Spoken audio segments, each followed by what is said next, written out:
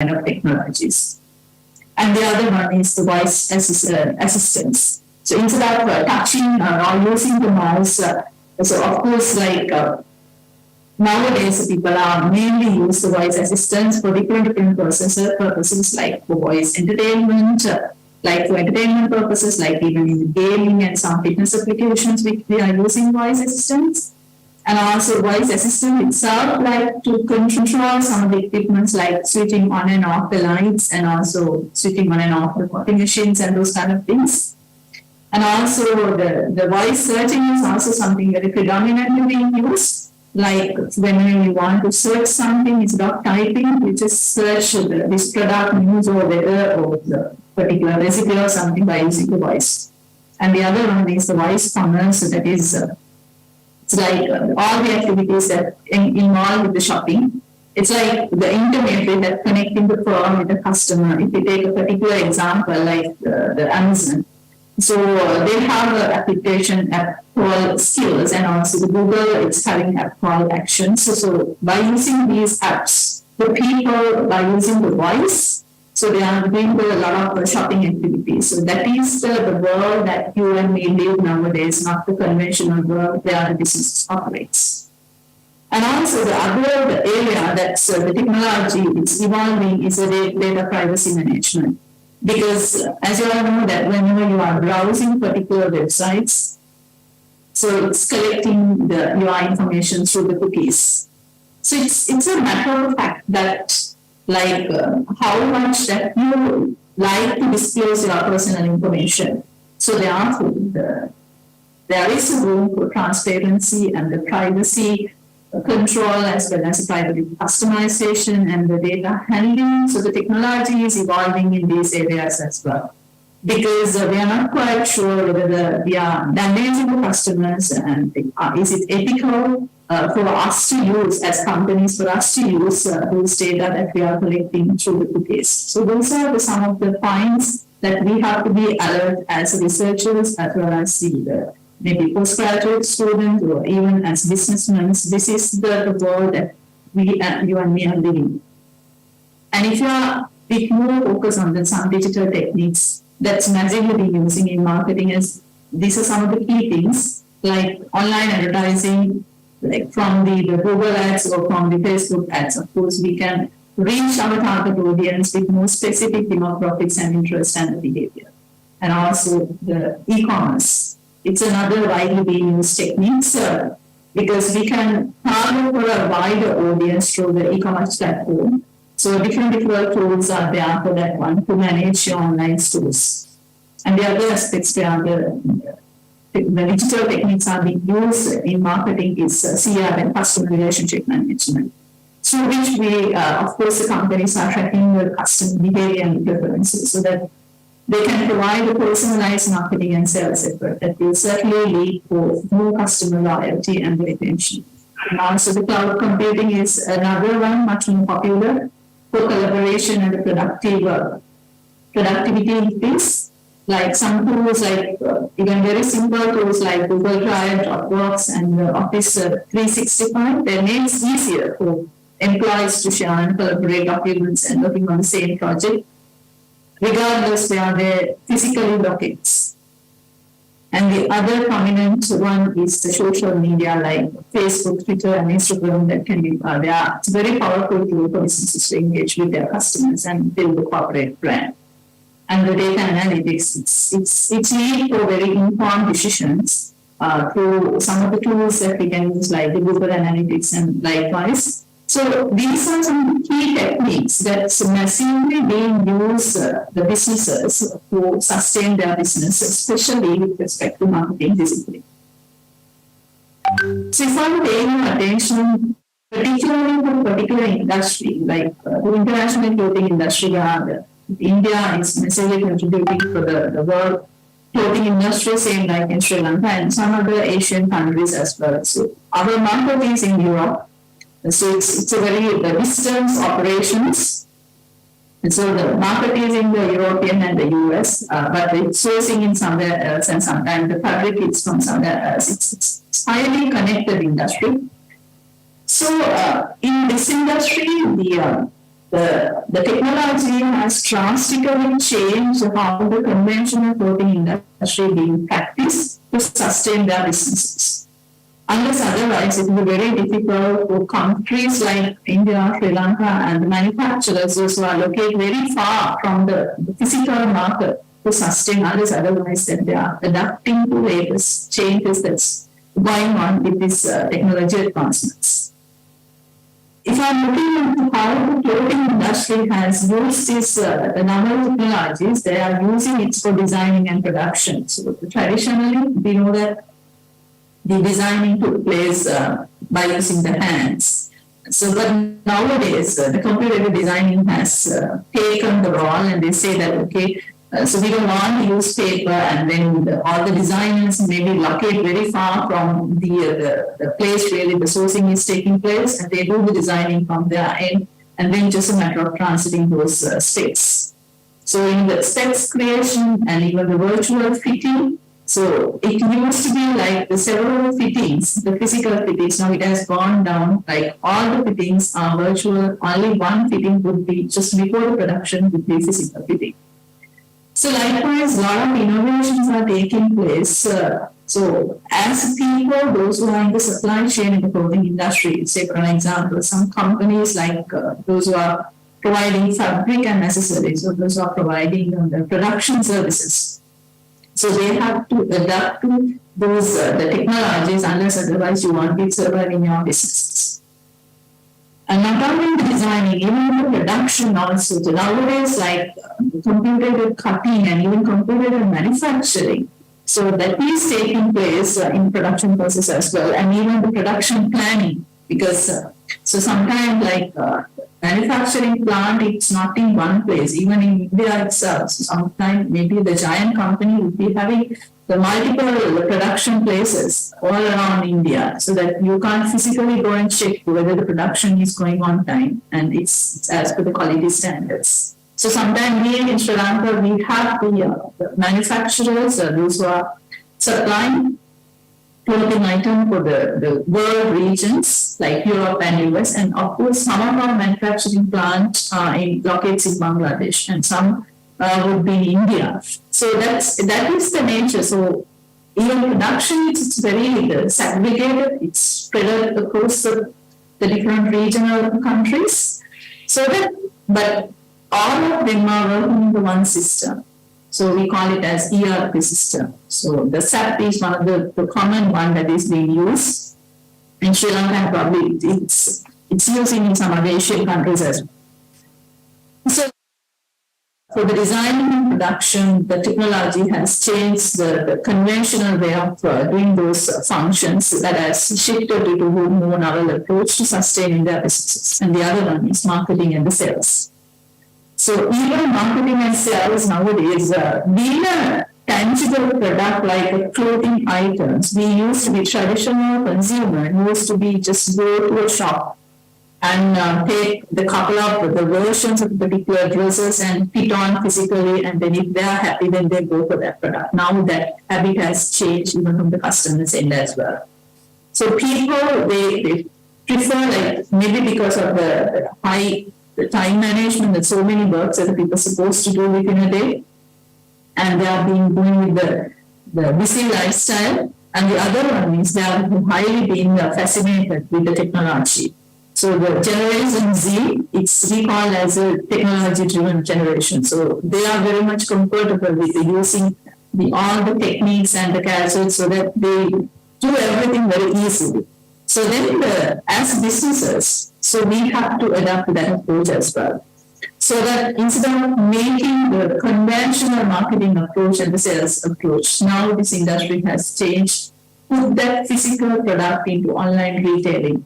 So you have your online stores, and the people massively use those ones. For that one, of course, you will need the correct technology, like unless otherwise you won't be able to survive in your businesses.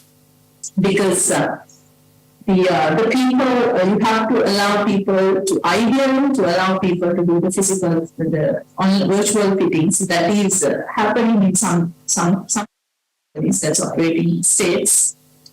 But So there may be some revolutionary changes that may take place even in the future with respect to marketing and sales. And the other one is internationalization, or I would say as a sourcing. Having said that, this clothing industry is highly dynamic and also it's very complicated just because the market is in one place, but it's sourcing in other places like South Asian region and the Asian region, and now it has gone to African region as well because they are sourcing from Ethiopia as well. So that's connection is something that we have to keep the priority. Unless otherwise we won't be able to sustain our business. So those are the ways that how the technology has changed the international clothing industry to survive in their businesses. However, that the change would create some challenges for the people because the people are quickly changing. So the consumers are they're very informed. So they're becoming more demanding. So therefore, the companies, we should also quickly change in a way that the way that the customers are also changing. Unless otherwise, we won't be able to survive in our businesses.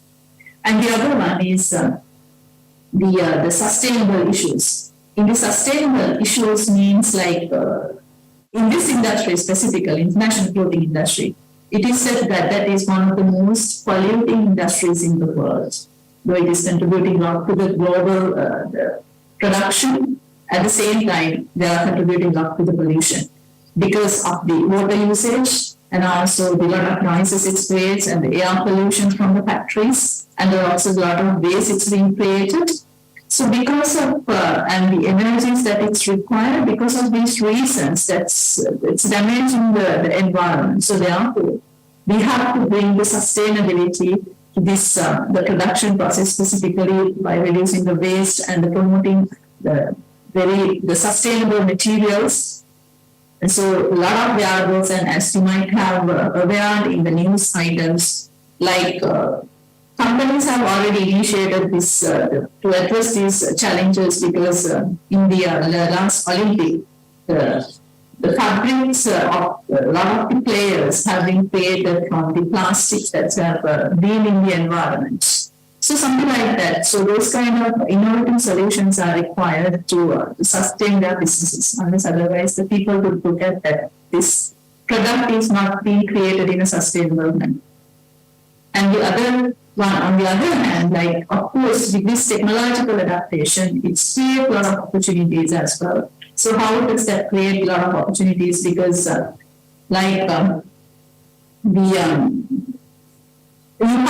you have to develop novel production processes, novel business approaches. Because one side, as a company, we have to adapt to the changes that's taking place. If you are going to adapt to those changes, certainly you have to bring the new business models and new production processes. It's a kind of an opportunity for businessmen as well as for researchers to explore those fronts. So there is a lot of room for innovation in this industry because the traditional one is almost like outdated, so that you have to come along with the novel approaches. That's a kind of an opportunity for businessmen as well as for researchers as a result of the technology adaptation or how that the industry is being digitalized. So if I'm paying your attention a little bit on like what's the role of research in the businesses, where of course because of the researcher basically what they're supposed to do is they have to provide some valuable insights for maybe about the customers, or maybe about the market trends, or maybe about industry best practices. By conducting this research, so the businesses can make very informed decisions, so that they can stay ahead of the competition. Even they can understand their customers much more better way, like of course that will bring some higher customer satisfaction. And also they can stay competitive because like through the research we can keep up-to-date information about the latest industry trends and the best practices. So that will certainly give a kind of a competitive edge when we are developing a strategies. And also it's reduce the risk and making informed decisions. Like whenever we want to introduce a new product to the market, so the research it's always there to say that okay, whether this is going to be a feasible product or service, and also identify some potential issues and the challenges. And at the same time, that improve the internal operations and efficiency, because the internal processes and the procedures, if you are working some research around that area, certainly we will be able to identify some, optimize some operations that we can do more in terms of increasing the productivity and also reducing the cost. So that it leads to higher productivity, better quality, and increased profitability.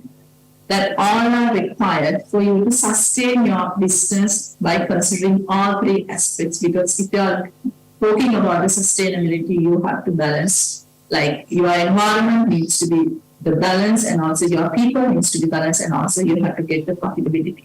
So if you don't have the sustainable business in terms of the profit, then of course you can't pamper your employees, and also you can't do anything with the environment. So therefore, if you want to make a good operation more efficiently, certainly there is a role for a researcher to play.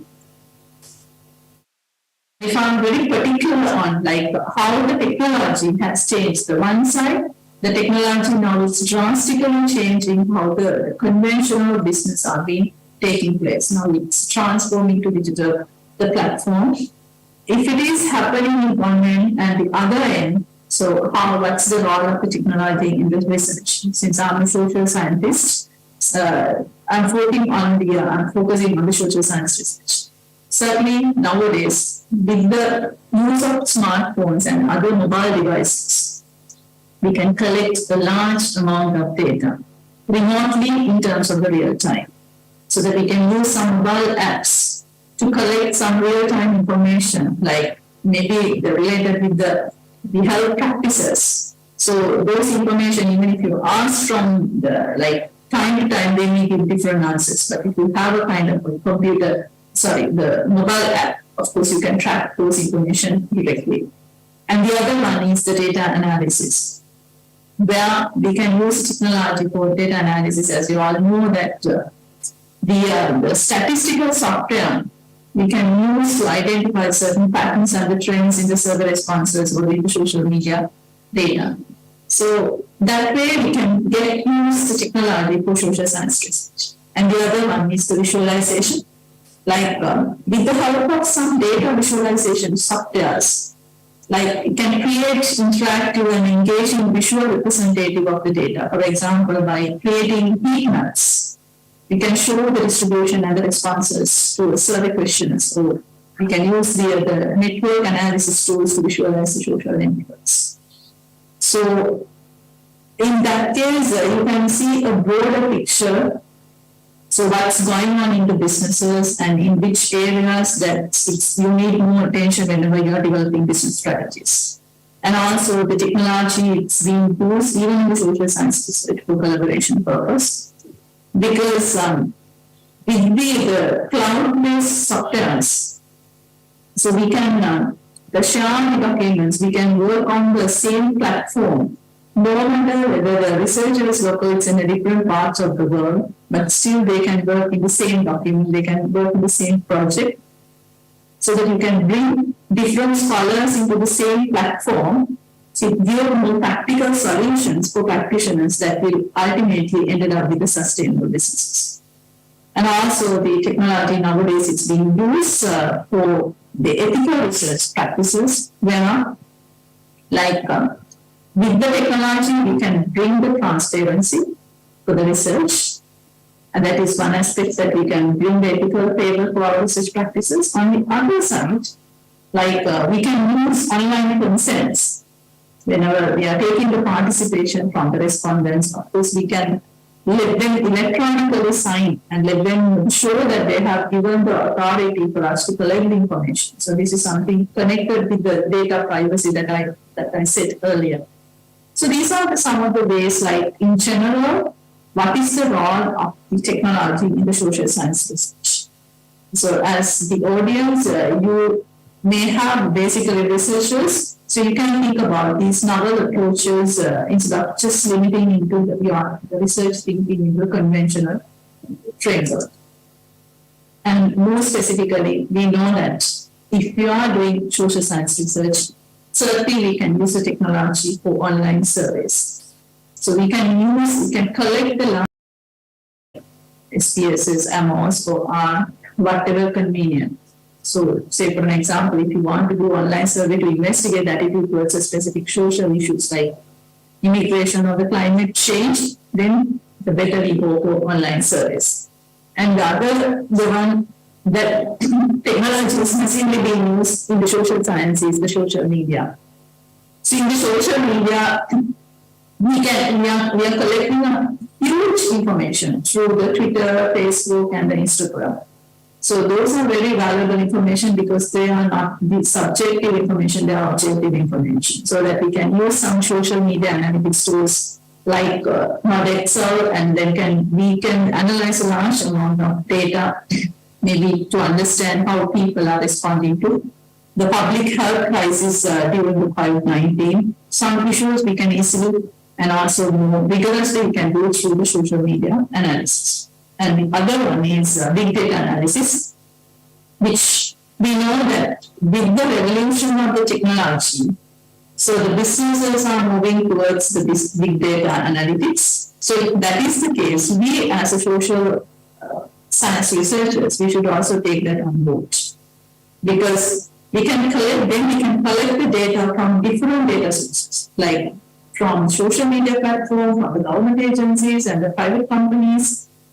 So we can use different big data analytics tools for that one, like logs on Sparks, and those kind of techniques are now evolving. So we can use those ones, especially whenever you want to use big data analytics to investigate the pattern of healthcare utilization across large population, and also to explore the impact of environmental factors on the health outcomes. For these kind of instances, we can of course go for big data analytics. And the other one is mobile apps. Certainly we can develop some mobile apps that allow participants to record data in the real life and also maybe about their locations or activities or the moods. As it says that how the environmental noise will affect on the people's sleeping pattern. So you can track it by using mobile apps. So these are some of the ways that we as a social science researchers should think differently.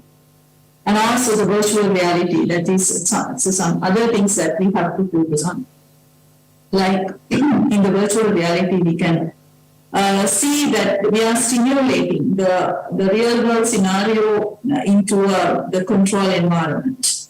So in terms of like how the virtual reality investigate how the people respond to different types of social interaction and to explore the effects of environmental factors on the behavior, something like that. So these are some of the techniques that we can use in the social science research instead of just the keep on practicing the traditional way of looking at the social phenomenon.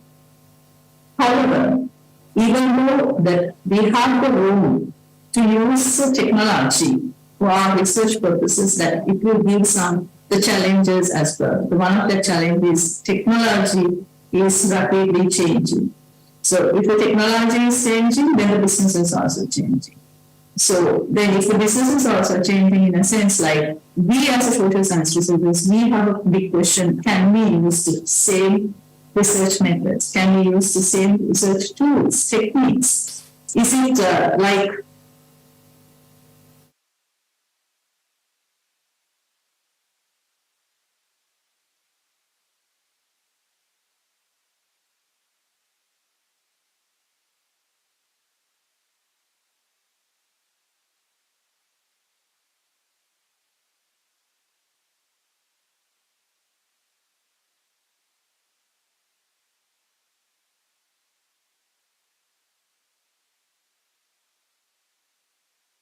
okay, so in that sense, I just want to make sure that I will not be disconnected. Okay.